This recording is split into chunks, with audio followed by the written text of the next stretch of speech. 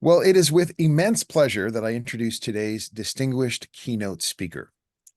Dr. Rupa Banerjee is Associate Professor of Human Resource Management and Organizational Behavior at Toronto Metropolitan University and Canadian Research Chair of Economic Inclusion, Employment, and Entrepreneurship of Canada's Immigrants. Dr. Banerjee's research examines employment outcomes of newcomers, a topic on which she has published extensively. Her research interests also include diversity and ethno-racial discrimination in the workplace.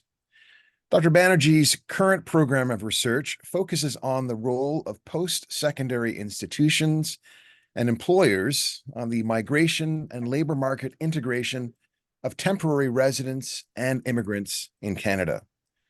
Her research is funded by the Social Sciences and Humanities Research Council of Canada and has appeared in leading journals in the fields of immigration and labor. Please give a very warm capital welcome to Dr. Rupa Banerjee. Dr. Banerjee. So much, Adrian. Thanks for that warm welcome. I am absolutely delighted to present a few of my insights to you this morning. Some of the information that I'm going to tell you about is things that you may already know, but hopefully this discussion and this presentation will get us all to think a little bit deeper and perhaps consider how these insights might call us to act. So let me share my screen. Can everybody see my screen? Yes. Okay, wonderful. Okay, so it's very, very well publicized at this point that our permanent resident numbers are going up. They, rested between 200 and 300,000 for, almost 20 years, and have now, of course, are going to be reaching 500,000 soon. Although it's been sort of implied that it's going to stabilize at 500,000 for a while, that's still a lot of newcomers to be integrating into the Canadian fold every year. And given that these are permanent resident admissions, we have to remember that folks who came even 5 or 10 years ago are still here. And so although we think a lot about the numbers of brand new arrivals coming each year, it's just as important to consider the not so newcomers, the people who have come a few years ago, maybe up to a decade ago, who are still trying to find their way in the labor market. In addition to the permanent resident admissions, the other big story, of course, in immigration today is that our temporary resident permits actually exceed our permanent resident admission numbers by 3 times in some cases. So our traditional temporary foreign workers program, which we used to think of as being really limited to agricultural workers or caregivers, expanded to include a lot of other areas and fundamentally split into 2 segments: the IMP, the International Mobility Program, and the TFWP. The IMP, of course, does not require a labor market impact assessment and allows temporary residents to work with an open work permit in many cases, so they're able to switch jobs as needed. The other group, of course, that's been growing extremely quickly are study permit holders. And so we've had some recent announcements from the federal government about caps on some of these numbers, but we still have really, really large numbers of students, of IMP permit holders, many of whom are former students who continue to be in our labor market, in addition to the permanent residents who are admitted every year. So we often talk about immigrants, and when HIO immigrants really began, the story was about permanent immigrants. It was about newcomers coming here to settle with their families. How do we help them integrate? Now the landscape has shifted to such an extent that we also have to consider those who may not be permanent, but hold temporary resident permits. And although they may or may not stay, they are still part of the supply of labor in the Canadian economy, and therefore have a ripple effect on those who are here permanently. So study permit holders, and in particular IMP permit holders, do make up a sizable number of our workers in our economy today. Another really big trend over the past decade or so has been the fact that we have moved from a one-step immigration system in which the vast majority of permanent residents arrived directly from abroad to a two-step, or more accurately, multi-step system in which more and more PRs, permanent residents, hold study permits, temporary work permits before a select number of them transition to permanent resident status. Oftentimes, this process of transitioning is a very tumultuous and complicated one, and increasingly taking longer than in the past. And often people renew permits, switch permits, and so it's quite a complex process. And a lot of people don't actually make it. So we know, for example, that study permit holders, only about 3 in 10 end up becoming permanent residents at some point within the next 10 years after completing their studies. So the big story that has dominated the headlines of late is the downward attitudes, I guess, of Canadians towards newcomers. For the first time since the mid-90s, we've seen attitude surveys that show that Canadians are more likely to say that we have too much immigration or that immigration should be limited. I've been saying that this is quite ironic, given that the employment rate of immigrants in the Canadian labor market has actually started to improve over the past few years.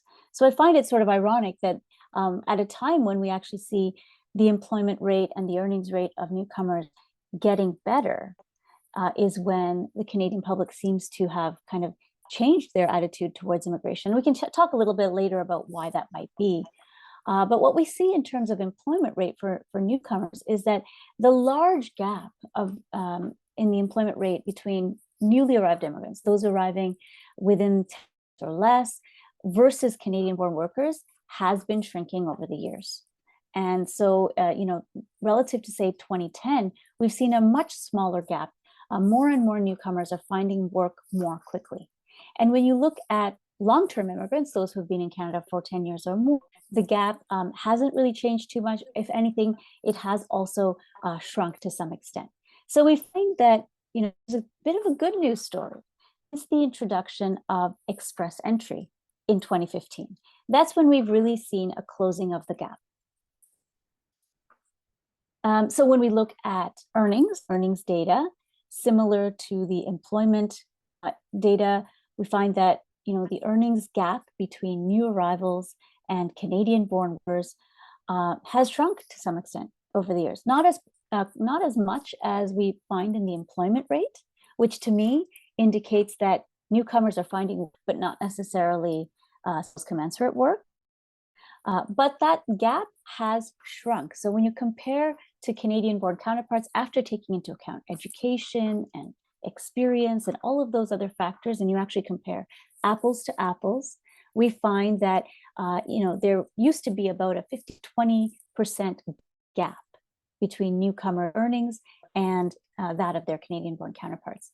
In the latest data that we have of 2020, what we find is that that gap has shrunk to more like about 13 percentage points lower.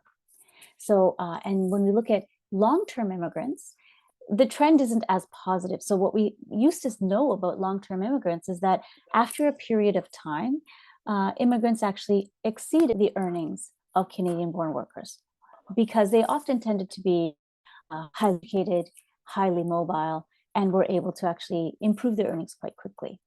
What we find in the more recent data, however, is that even after 10 years or more in Canada, there is a small disadvantage of immigrants relative to Canadian-born counterparts.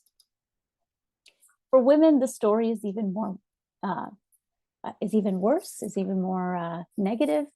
The gap between newcomer women and their Canadian-born counterparts ranged from 20 to almost 30 percentage points lower in earnings. But even here, we find a slight lessening of that earnings gap.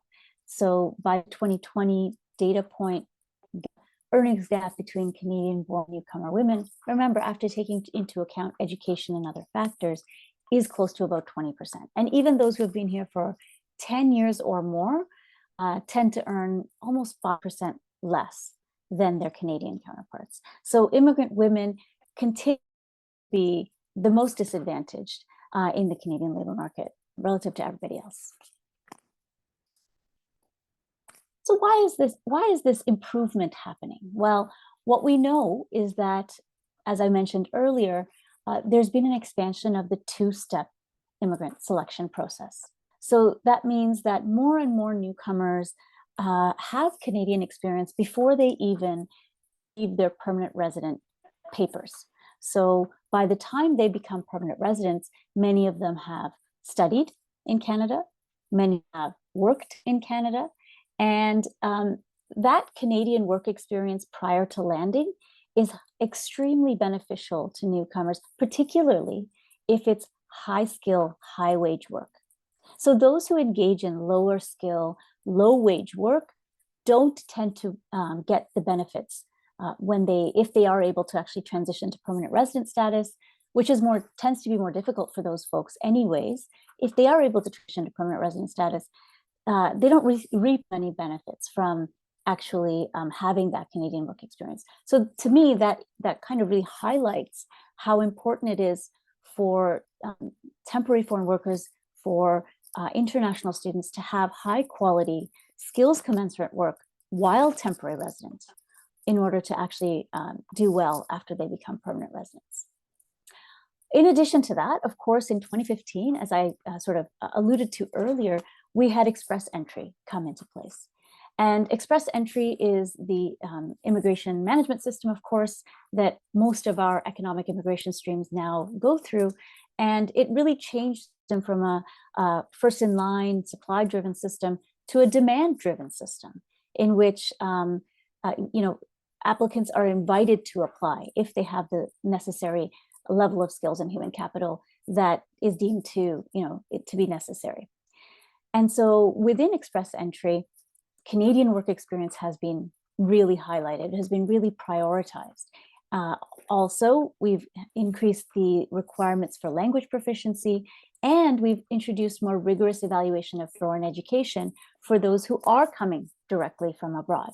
So for those who don't have Canadian educational credentials, an educational credential assessment, of course, is required in order to qualify through the Federal Skilled Workers Program. So we've put into place all of these policy measures to actually tighten up the validity and the applicability of immigrants' human capital before they even arrive.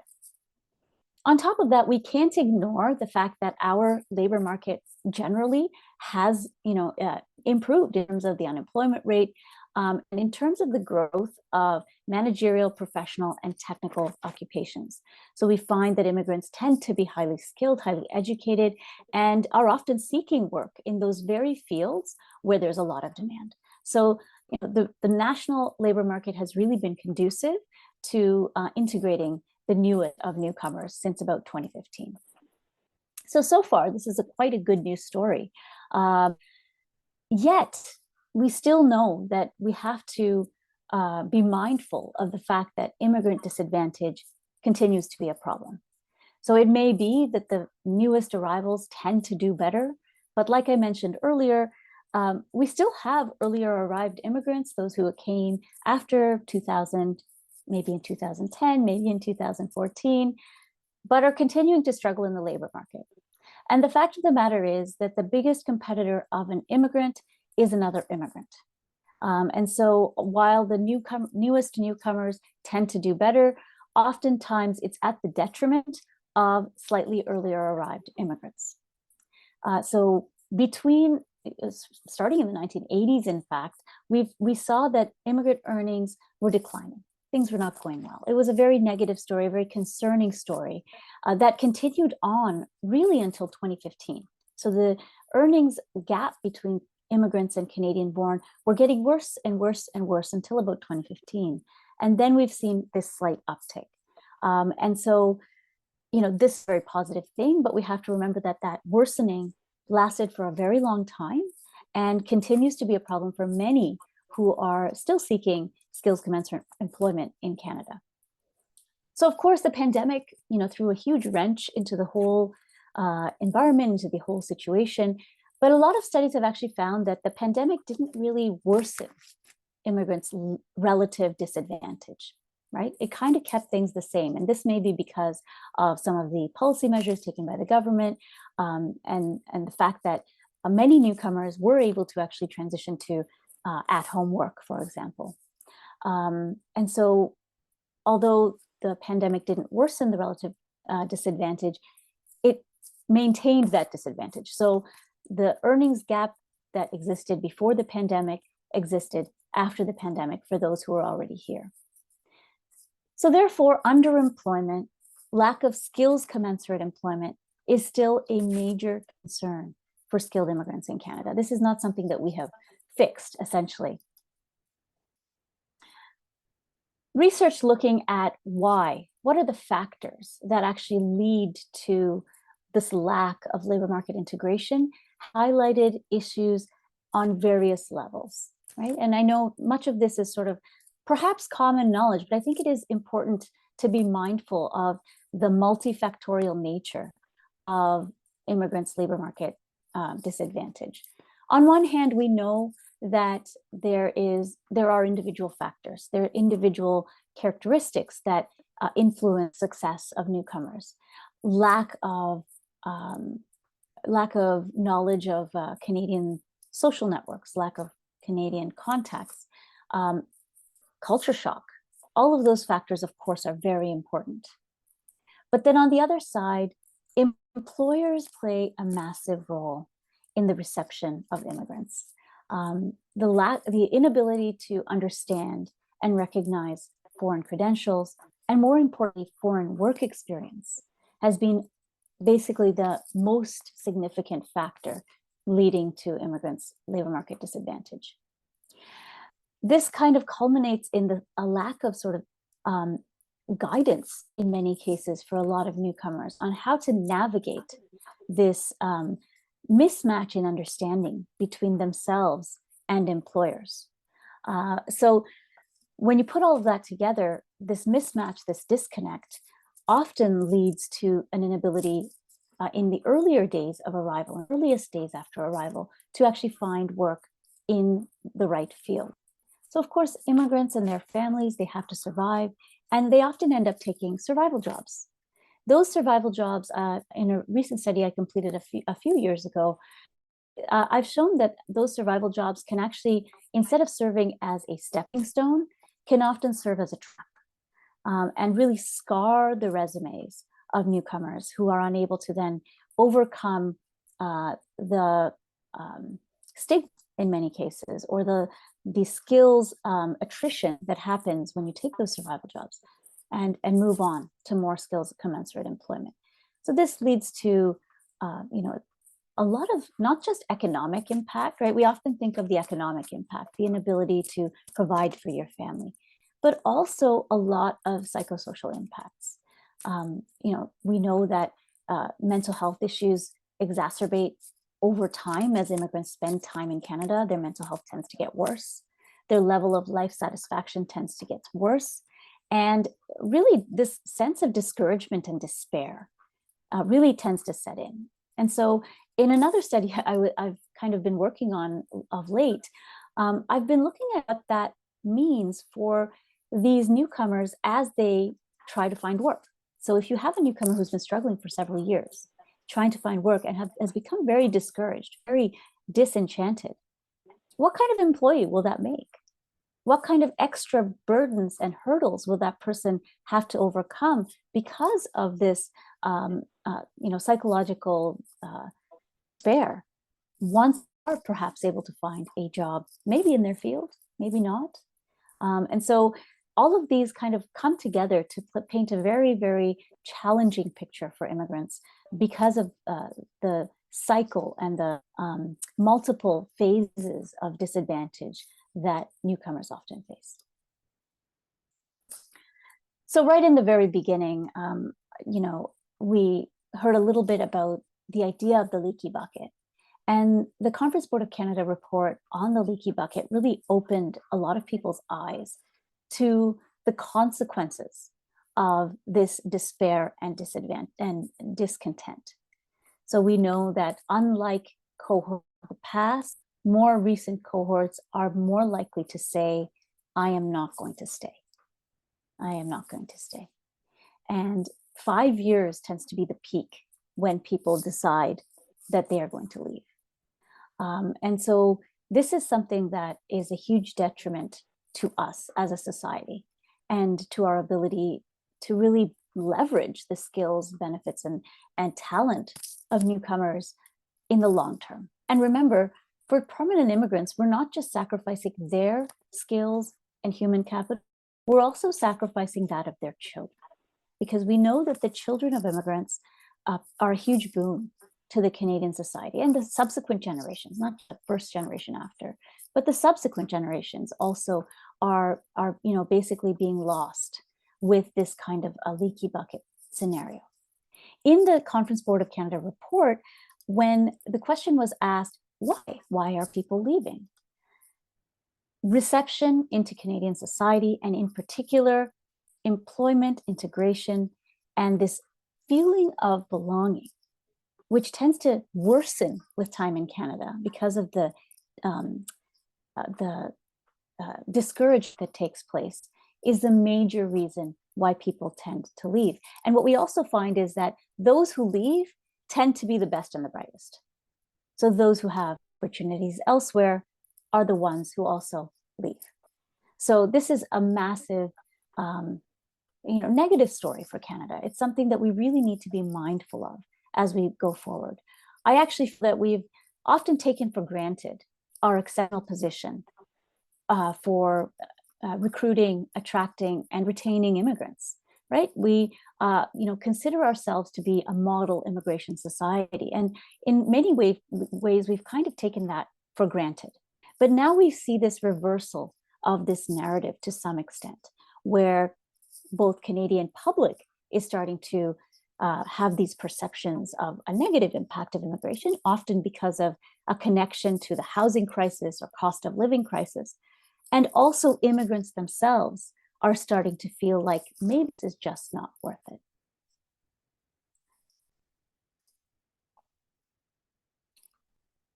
Recently, a few years ago, I did a study, interviewed immigrants and employers. The goal of my study was to try to look at the connections and disconnections between perceptions of these two important stakeholders. So I talked to employers about their equity, diversity, and inclusion practices and their experiences with hiring immigrants and retaining immigrant workers. So what I found is extremely interesting because it highlights the disconnections between the perceptions of employers and the perceptions of immigrants. The vast majority of employers claimed that they valued EDI, equity, diversity, and inclusion, and some indicated that they had formal processes in place or policies in place related to EDI. However, when I probed down into preferences and practices, most employer participants showed a preference for Canadian education, Canadian experience, and more subtly, Canadian workplace behavior.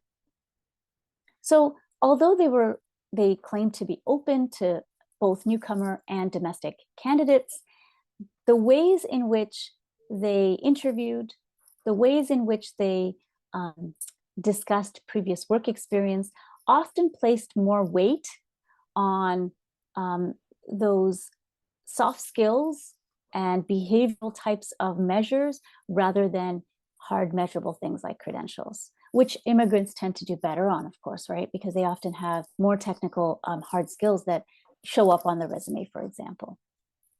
Employers often reported concerns about invalid credentials or inability to really understand what credentials mean, about the negative impacts of bringing in overqualified applicants. That was a major sticking point for a lot of employers.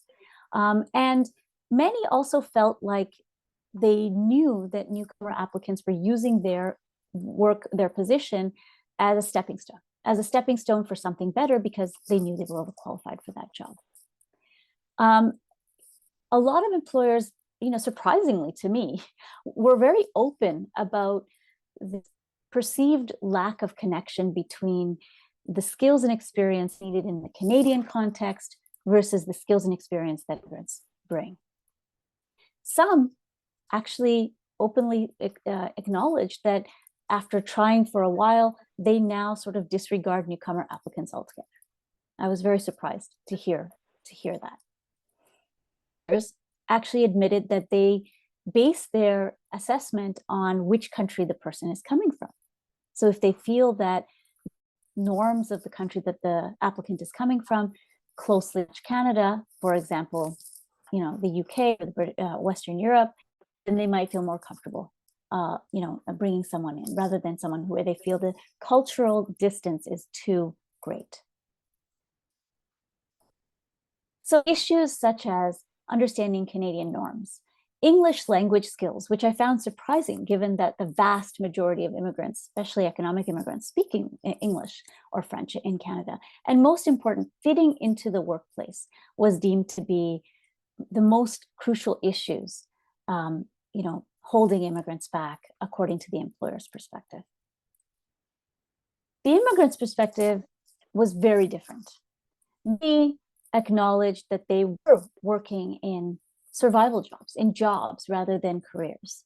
And they really acknowledged and noticed what the employers were essentially implying to me or telling me in some cases openly, that there was a preference for Canadian qualifications, Canadian experience and cultural behavior, even though it's not permissible as it's considered a human rights violation to consider Canadian work experience as a blanket requirement.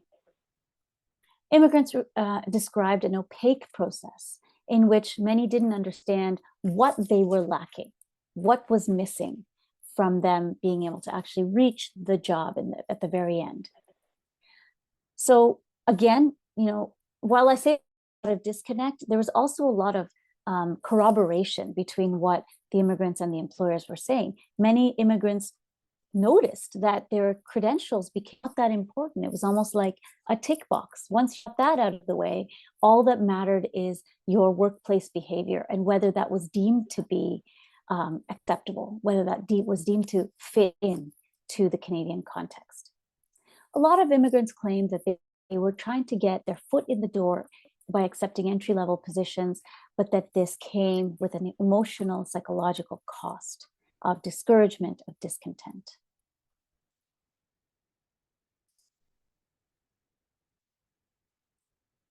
Most employers felt they had strong EDI principles and practices in place, but the immigrants that we interviewed, although they weren't from the same organizations, in general, what we found is that most of them did not notice a lot of special organizations or policies for newcomers.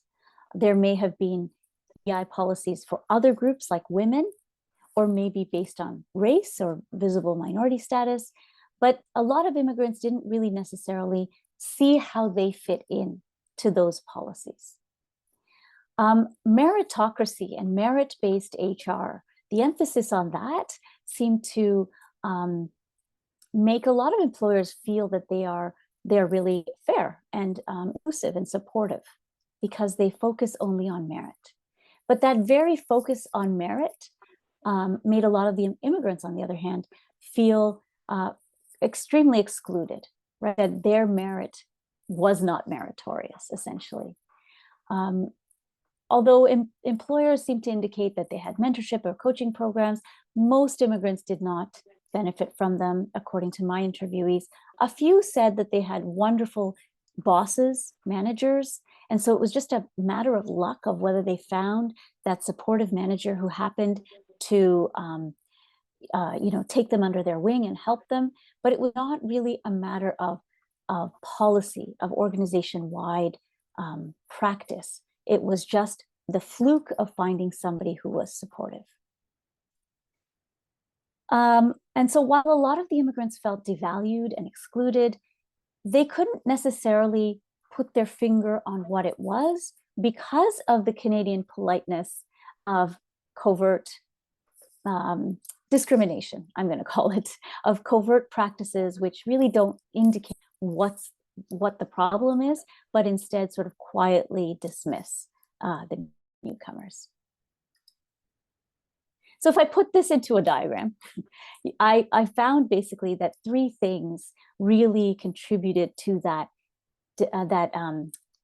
disadvantage among skilled immigrants. The employer side, there was a similar bias, a sense of homophily, of birds of feather flock together.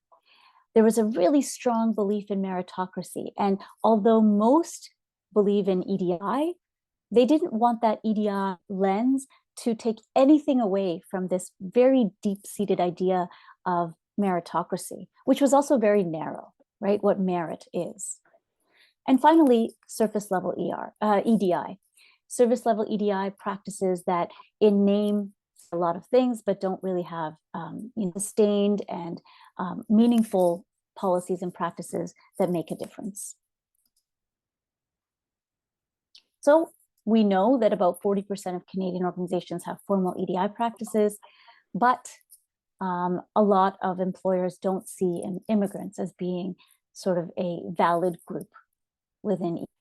So immigrants are not a designated group within employment equity, of course, and a combination of risk aversion, lack of cultural competence, and very importantly, a lack of resources and time often prevent employers from going any deeper with immigrants in their EDI policies. And even for those who have EDI policies in place, the issue of foreign credential recognition and foreign human capital recognition more broadly continue a problem. We know that bias and stereotypes, limited awareness and lack of understanding can actually hinder foreign credential recognition, even with equity, diversity, and inclusion practices in place.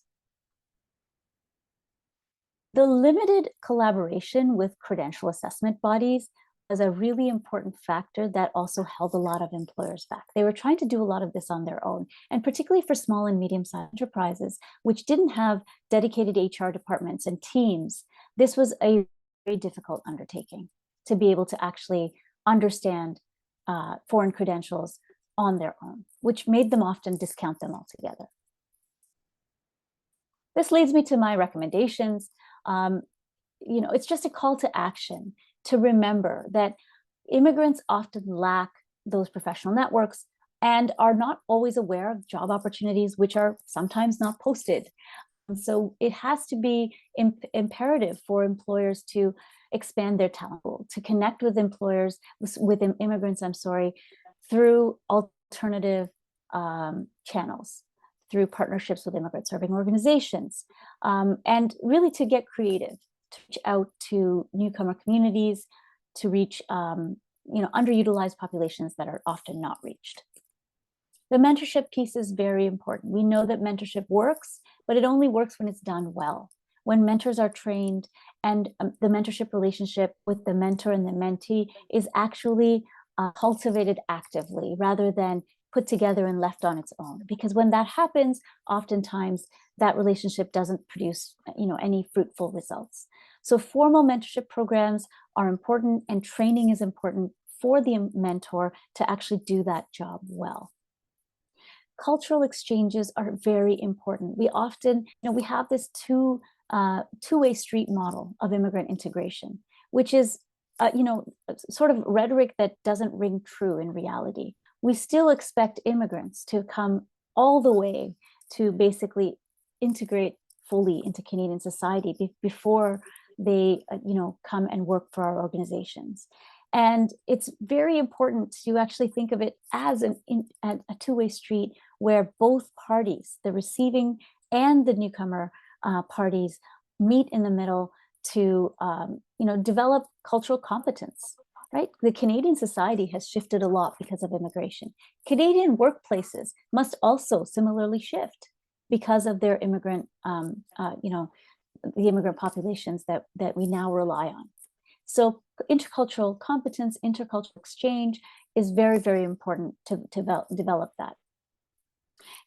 Communicating expectations clearly is extremely important for immigrants in particular, many of whom in my research feel like they don't really understand what the problem is because no one is very open with them. So things like implicit communication, implying things by saying something else, these kinds of messages often go undelivered for newcomers. So being very clear with expectations and to avoid misunderstandings of work expectations is very, very important. This includes norms and behavioral expectations while maintaining being mindful of cultural competence on everyone's part. And finally, we know that immigrant human capital is overlooked, and we need to do a better job. Employers need to do a job of leveraging immigrant talent by recognizing their skills beyond simply looking for Canadian experience. Having opportunities to actually demonstrate skills and abilities in a Canadian context can actually help newcomers to develop the confidence, but also for employers to kind of see what transferable skills are there from newcomer employees. At the end of the day, working with organizations like HIO Immigrants is extremely important. So I feel like I'm preaching to the choir a little bit for those who are part of the Employer Council of Champions, but encouraging our employers, more senior leaders, to actually be involved with initiatives like the Employer Council of Champions is a very important first step to actually help develop some of these skills that I'm recommending in my presentation today. That's all I have. I hope maybe we can have time for discussion. Thanks so much. Okay. Well, Dr. Banerjee, thank you so much. Thank you for that very insightful and engaging presentation on the role of employer leadership in immigrants' economic inclusion. I have a few questions of my own, but I'd certainly like to encourage our audience, our participants, to pose your questions. But just kind of get things going, and I think you kind of alluded to this. You answered it, but how can employers help mitigate racial and gender inequity for immigrant women, particularly addressing challenges and disparities in earnings, leadership opportunities, and overall participation in the Canadian workforce? A really, really important question.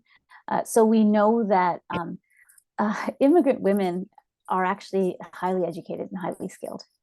They now tend to be almost as highly educated as immigrant men who are arriving, even though they often arrive as the spousal applicant, as the dependent of a primary applicant who usually, not always, tends to be a man within the family.